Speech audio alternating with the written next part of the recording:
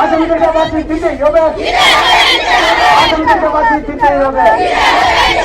আসামিদেরকে ফাঁসি দিতেই হবে। মহিলা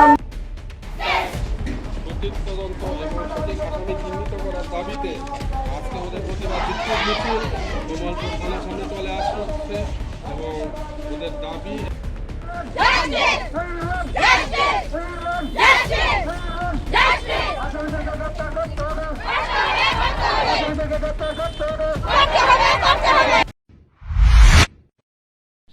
দাস তার যে মৃত্যু হয়েছে তার আসামিদের আমি ফাঁসি চাই।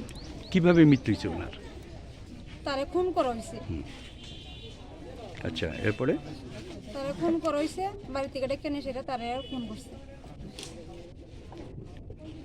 আপনার কি চান এই ব্যাপারে? আমি চাই আমার স্বামীর সুষ্ঠু বিচার, মানে ফাঁসি হোক আসামিদের। আচ্ছা, তো এই ব্যাপারে পুলিশ কি আসামিদের গ্রেপ্তার করছে? পুলিশ তো গ্রেপ্তার করছে ঠিক আছে, কিন্তু আরও তো মনে হয় রয়েছে। আচ্ছা, সুষ্ঠু মানে সবাই যাতে ধরা পড়ে। আমি তো শুনি যে আমার স্বামীর আসামিদের ধরা পড়ছে। আচ্ছা আমার আবেদন। আচ্ছা, আরেকটা ব্যাপার হচ্ছে যে আশিস দাস আপনার স্বামী, হ্যাঁ, উনি কি বাড়িতে একমাত্র রোজগারি ছিলেন? তাই নাই রোজগারি ছিল।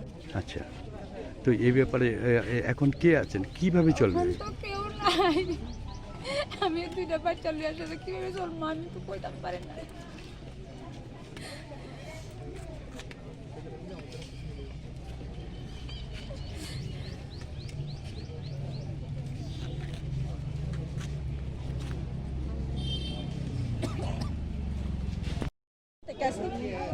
আশিস দাসের খুনের হত্যাকাণ্ডের লেগে আমরা আন্দোলন করতে পারছি।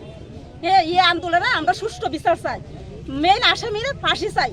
যদি মেইন আসামি ফাঁসি না দিতে চায় তাহলে আমরা জনগণ হাতে তুলে দেন, আমরা মেইন আসামি বার করবো। তারা যেহেতু ভাগ্য রয়েছে মেইন আসামি রয়েছে, এরা গ্রেপ্তার করছে না, এরা গ্রেপ্তার করতেই নাহলে আমরা আন্দোলন চলবে, কোনোদিন বদ্ধ হবে না। কারণ আর এই বাট্টা আর জীবনে চলবে না। আমরা এখানে আর কে ব্যয় মানে বাট্টা রাস্তা দেন, এই বাট্টা আর চলবে না জীবনে। কারণ যতদিন সুষ্ঠু বিচার না হয়েছে, ফাঁসি না চাইছি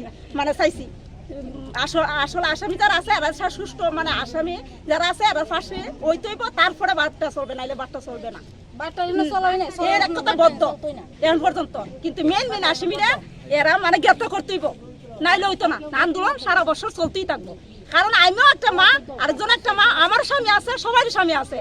আজকে আমরা যদি বাইরে পরের দিন আমার স্বামীরও করতো না, কোনো বিশ্বাস নাই, করতেই পারে। কারণ দশ মানুষটারে খুন করে লাই একটার পরে একটা। আশিস দাসের ভাই একটা 2 বছর আগে ঘটনা করছে এরকম মাইরে হয়, আবার আশিস দাস এরকম করছে।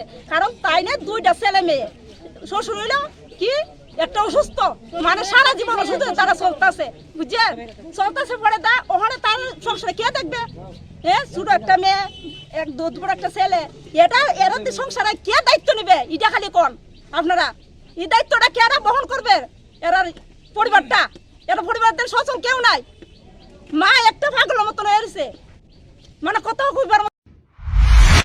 মশলা হাতে নয় চামচে তুলুন। লংতরাই গুঁড়ো মশলার প্রতিটি 250 গ্রাম প্যাকেটের সাথে 1টি চামচ ফ্রি।